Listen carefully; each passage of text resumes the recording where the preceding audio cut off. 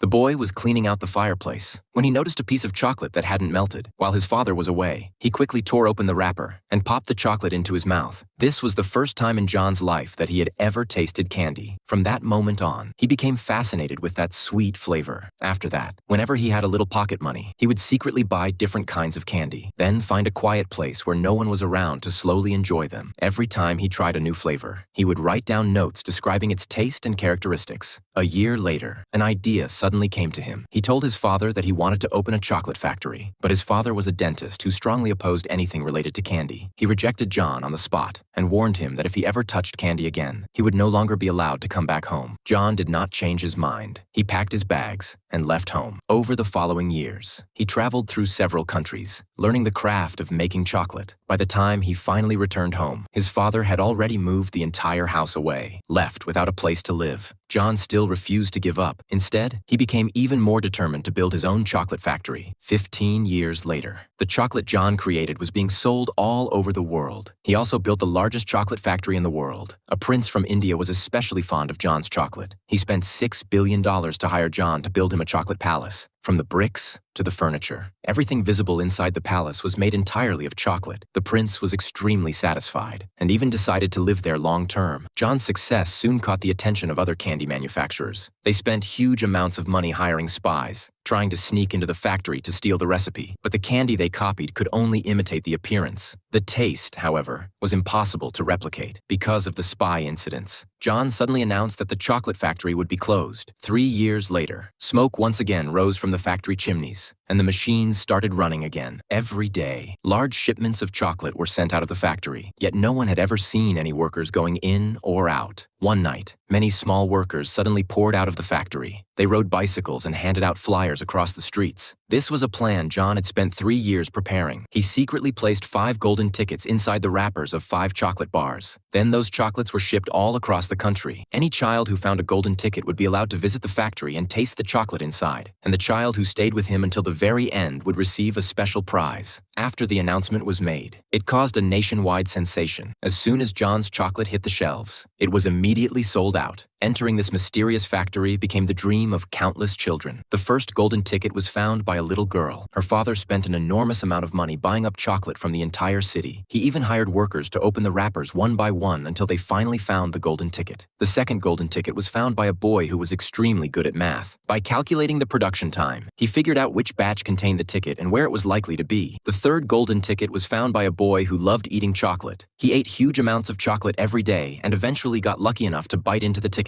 The fourth golden ticket was found by a blonde girl. She was